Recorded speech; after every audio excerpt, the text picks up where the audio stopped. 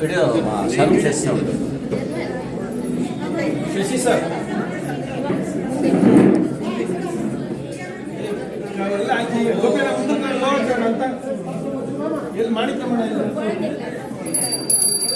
Deepak sir ಬನ್ನಿ ಒಳಗೆ ದೇವತಾರಾಬಲಂ ಚಂದ್ರಬಲಂ ತದೇವ ಇಡ್ಕಳಿ ರಾಜೇಶ್ ಸರ್ ಪದೇ ತೇಂಗ್ರೈಹಂ ಸ್ಮರಾಮಿ ಮುಹೂರ್ತಮಸ್ತು ಸುಪ್ರತಿ ಎಲ್ಲರೂ ಒಳಗಡೆ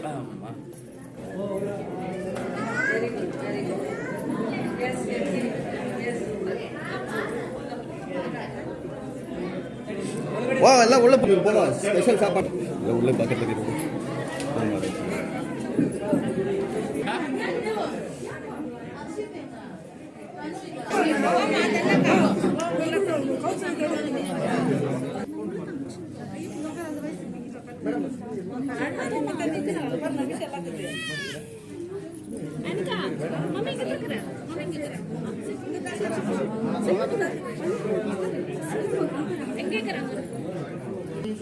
ದೇವತಾರಾಬಲಂ ಚಂದ್ರಬಲಂ ತದೇವ ವಿದ್ಯಾಬಲಂ ದೈವಬಲಂ ತದೇವ ಲಕ್ಷ್ಮೀಪದೇ ತೇಂಗ್ರೀಗಂ ಸ್ಮರಾಮಿ ಆರಂಭಕಾಲ ಮುಹೂರ್ತಂ ಶುಭ ಮುಹೂರ್ತಮಸ್ತು ಸುಪ್ರತಿಷ್ಠಿತಮಸ್ತು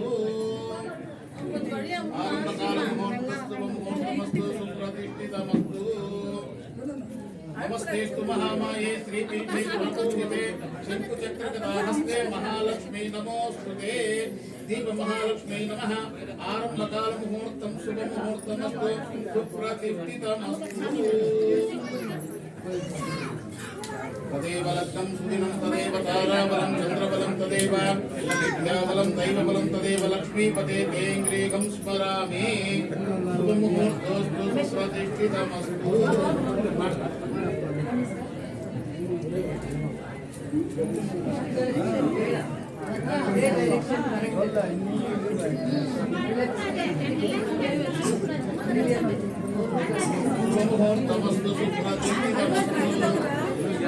ತದೇವ ಲಗ್ನಂ ಸುದಿನಂ ತದೇವ ತಾರಾಬಲಂ ಚಂದ್ರಬಲಂ ತದೇವ ವಿದ್ಯಾಬಲಂ ದೈವಬಲಂ ತದೇವ ಲಕ್ಷ್ಮೀಪದೇ ತೇಂಗ್ರೀಗಂ ಸ್ಮರಾಮಿ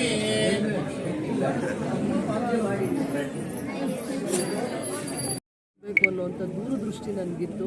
ಅದಾದಮೇಲೆ ಈ ಭಾಗಕ್ಕೆ ನಾವು ಯಾಕೆ ಅಧಿಕಾರಿಗಳನ್ನ ಇಲ್ಲಿ ಬಂದು ಕೆಲಸ ಮಾಡಲಿ ಅಂತಂದಾಗ ಒಂದು ಯಂಗ್ಸ್ಟರ್ಸ್ ಯಾಕೆ ಬರಲಿ ಅಂತ ಆಸೆ ಪಡ್ತೀವಿ ಅಂತಂದರೆ ಇಲ್ಲಿನ ಸಮಸ್ಯೆಗಳನ್ನ ಅರ್ಥ ಮಾಡಿಕೊಂಡು ಕೆಲಸ ಮಾಡುವಂಥವ್ರಾಗಲಿ ಏನಾದರೂ ಒಂದು ಜನರ ಮನಸ್ಸಲ್ಲಿ ಉಳಿದೋಗುವಂಥ ಕೆಲಸ ಮಾಡಲಿ. ಇದೇ ಸರ್ಫರಾಜ್ ಖಾನ್ ಅಂತ ಇದ್ದರು, ಆ ಥರ ದೊಡ್ಡ ಒಳ್ಳೆಯ ಹೆಸರು ಮಾಡಿ ಹೋಗಿರೋದು. ಬೆಳಗ್ಗೆ 6 ಗಂಟೆಗೆ ಮಾರ್ಕೆಟಲ್ಲಿ ಇರ್ತಾಯಿದ್ರಿ, ಕ್ಲೀನಿಂಗ್ ಜಾಗದಲ್ಲಿ ಇರ್ತಾಯಿದ್ರು. ಏನೋ ಒಂದು ಒಳ್ಳೆ ಪರಿಕಲ್ಪನೆ ಇರುತ್ತೆ, ಕೆಲಸ ಮಾಡ್ತಾರೆ.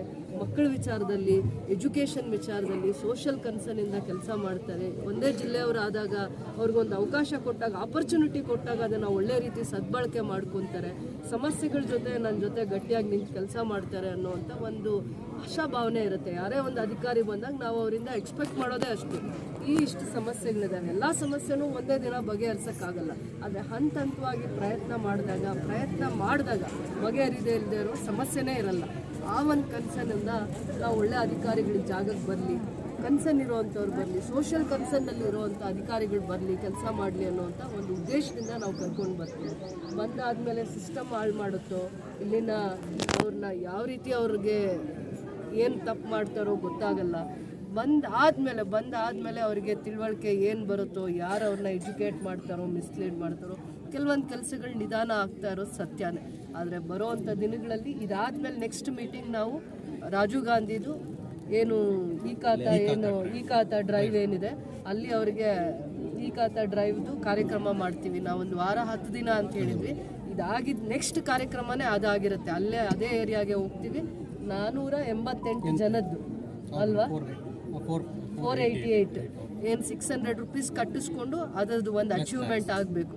ಆಯಿತು, ಪ್ಲಸ್ ಟ್ಯಾಕ್ಸ್ ಅದು ಒಂದು ಅಚೀವ್ಮೆಂಟ್ ಥರ ಮಾಡಬೇಕು ಅಂತ ಅಂದ್ಬಿಟ್ಟು ಹೇಳ್ತಾ ಇದ್ದೀನಿ. ಏನೇ ನನ್ನ ಕೆಲಸದ ಹಿಂದಿನ ಉದ್ದೇಶ ಸೋಷಿಯಲ್ ಕನ್ಸರ್ನೇ ಆಗಬೇಕು. ಎಲ್ಲ ವಿಚಾರಗಳನ್ನೂ ನಾವು ರಾಜಕೀಯವಾಗಿ ನೋಡಿದಾಗ ಏನೂ ಸಾಧನೆ ಮಾಡೋಕ್ಕಾಗಲ್ಲ. ಎಲ್ಲ ವಿಚಾರ ಜನರು ಆಯ್ಕೆ ಮಾಡಿದಾಗ, ಅವಕಾಶ ಕೊಟ್ಟಾಗ ಸ್ವಲ್ಪ ನಾವು ತಗ್ಗಿ ಬಗ್ಗಿ ನಡಿಬೇಕು, ಜವಾಬ್ದಾರಿಯಿಂದ ನಡಿಬೇಕಾಗತ್ತೆ.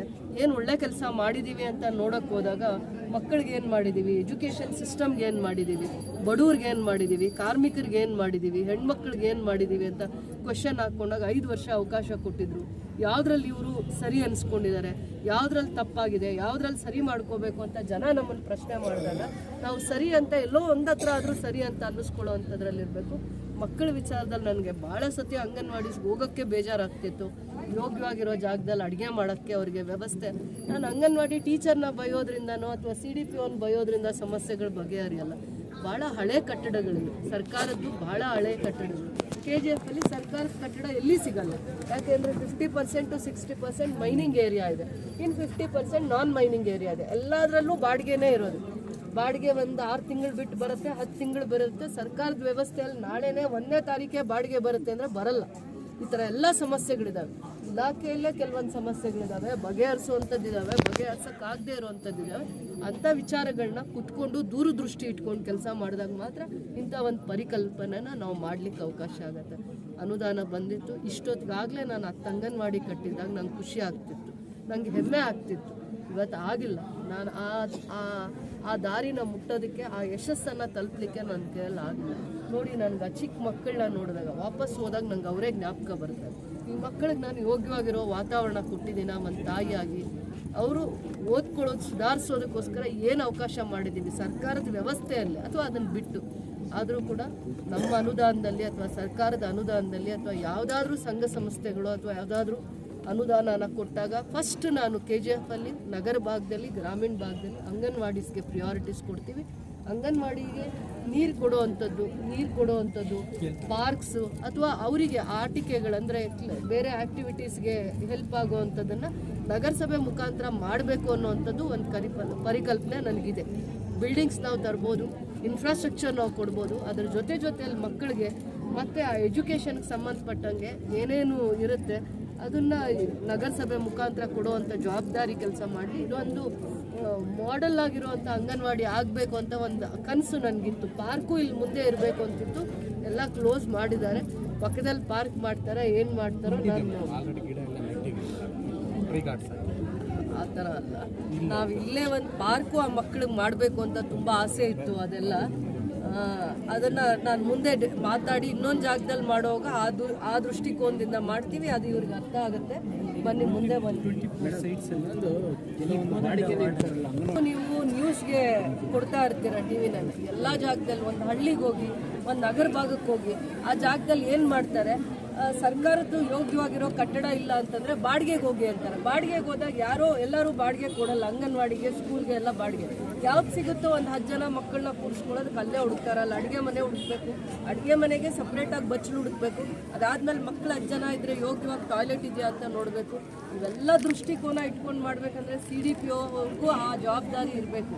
ಅಲ್ಲಿ ಕೆಲಸ ಮಾಡೋ ಅಂಗನವಾಡಿ ಟೀಚರ್ಗೆ, ಹೆಲ್ಪರ್ಗೂ ಆ ಲಕ್ಷಣ ಎಲ್ಲ ಇರಬೇಕು. ನಾವು ಸರ್ಕಾರದ ಸಂಬಳದಲ್ಲಿ ನಾವು ಇದೆಲ್ಲ ಇದ್ದೀವಿ, ಗೌರವಧನದಲ್ಲಿ ನಾವು ಇದೆಲ್ಲ ಮಾಡ್ತಾ ಇದ್ದೀವಿ ಅಂತ. ಯಾವಾಗ ಒಂದು ಸ್ಟೆಪ್ಪು ಫೇಲ್ಯೂರ್ ಆಗುತ್ತೆ, ಆ ಎಲ್ಲ ಇದಕ್ಕೂ ಡ್ಯಾಮೇಜ್ ಆಗುತ್ತೆ. ಈ ರೀತಿ ಇರಬೇಕು ಅಂಗನವಾಡಿ. ನನಗೆ ಕನಸಿದೆ, ನನಗೆ ದೂರದೃಷ್ಟಿ ಇದೆ. ಈ ಥರನೇ ಇರಬೇಕು. ಯಾರೇ ಮಕ್ಕಳು ಬಂದರೂ ಒಂದು ಅಂಗನವಾಡಿ ಹಿಂಗಿರಬೇಕು ಅನ್ನೋ ಪರಿಕಲ್ಪನೆ ನನಗಿದೆ.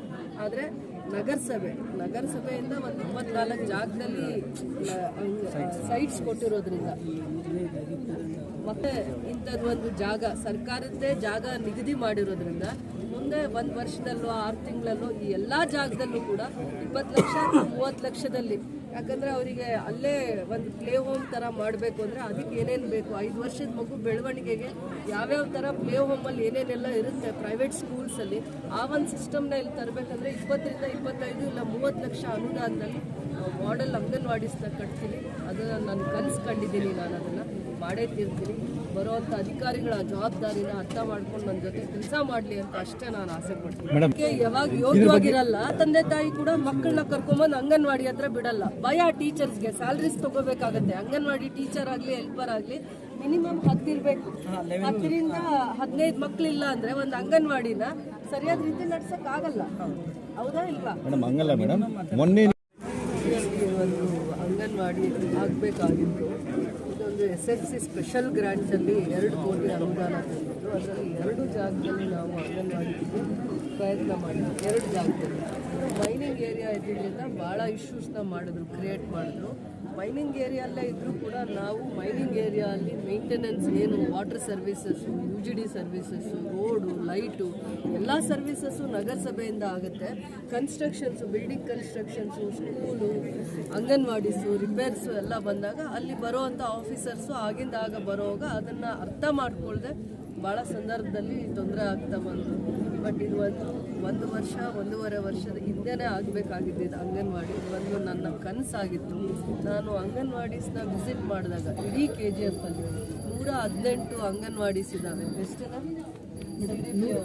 113 ಅಂಗನವಾಡೀಸ್ ಇದ್ದಾವೆ. ಒಂದು ಅಂಗನವಾಡಿ ಕೂಡ ಯೋಗ್ಯವಾಗಿಲ್ಲ. ನನ್ನ ಮನಸ್ಸಿಗೆ ಅನಿಸಿದ್ದ ಆ ಸಂದರ್ಭದಲ್ಲಿ ಚಿಕ್ಕ ಮಕ್ಕಳು, ಇನ್ನೂ ಕಣ್ತೆರೆದೇ ಇರುವಂಥ ಮಕ್ಕಳಿಗೆ ನಾವು ಏನು ಸರ್ವಿಸ್ ಮಾಡ್ತೀವಿ ಅಂದಾಗ ನನಗೆ ಅವತ್ತಿನ ಕನಸಿನಲ್ಲಿ ನನ್ನ ಪರಿಕಲ್ಪನೆ ಈ ರೀತಿ ಇತ್ತು. ಯಾರು ಬಡ ಮಕ್ಕಳು, ಯಾರು ಕಾರ್ಮಿಕ ವರ್ಗದವರು, ಅಂದರೆ ಯಾರು ಕೆಲಸಕ್ಕೆ ಹೋಗ್ತಾರೆ, ಬೆಳಗ್ಗೆ ಮಕ್ಕಳನ್ನ 6 ತಿಂಗಳ ಮಗು, 1 ವರ್ಷದ್ದು, 2 ವರ್ಷದ ಮಗುನ ಅಂಗನವಾಡಿಗೆ ಬಿಟ್ಟು ಹೋಗಬೇಕು ಅಂದರೆ ಒಂದು KGF ಅಲ್ಲಿ 113 ಅಂಗನವಾಡಿಯಲ್ಲೂ ಒಂದು ಅಂಗನವಾಡಿ ಕೂಡ ಯೋಗ್ಯವಾಗಿಲ್ವಲ್ಲ, ಮಕ್ಕಳು ಇಲ್ಲಿ ಕಲಿಯುವಂಥ ವಾತಾವರಣ ಇಲ್ವಲ್ಲ ಅನ್ನುವಂಥ ನೋವು ನನ್ನನ್ನು ಕಾಡ್ತಾ ಇತ್ತು. ಆ ಸಂದರ್ಭದಲ್ಲಿ ಒಂದು ಸ್ಪೆಷಲ್ ಗ್ರ್ಯಾಂಟ್ಸ್ ಅಂತ ತಂದೆ, SFC ಗ್ರ್ಯಾಂಟ್ಸ್ ಅಂತ 2 ಕೋಟಿ ತಂದೆ. ಅದರಲ್ಲಿ ಇದು 20 ಲಕ್ಷ ಅನುದಾನದಲ್ಲಿ ಇನ್ನೂ ಒಂದು ಜಾಗಕ್ಕೂ ಪ್ರಪೋಸ್ ಮಾಡಿದ್ದೆ. ಇಂಥದ್ದೇನೋ ಮೈನಿಂಗ್ ಏರಿಯಾ ಅಲ್ಲಿ ಪ್ರಪೋಸ್ ಮಾಡಿದ್ದೀನಿ ಅಂತ ಅದರದ್ದು ಬಿಲ್ಡಿಂಗ್ ಕನ್ಸ್ಟ್ರಕ್ಷನ್ಗೂ ಅಥವಾ ಜಾಗದ ವಿಚಾರಕ್ಕೂ ತೊಂದರೆ ಆಗಿ ಇಷ್ಟು ಕಾಲಾವಕಾಶ ತಗೊಂಡು ಅದಾದಮೇಲೆ ಏನು ತುಂಬ ಖುಷಿ ಅಂತಂದರೆ ನನಗೆ 2 ವಿಚಾರದಲ್ಲಿ, ಒಂದು ನಾವು ಅಂಗನವಾಡೀಸ್ಗೆ 24 ಸೈಟನ್ನು ಕೊಡುವಂಥದ್ರಲ್ಲಿ ನಗರಸಭೆ ಗುರುತಿಸಿ ಜಾಗ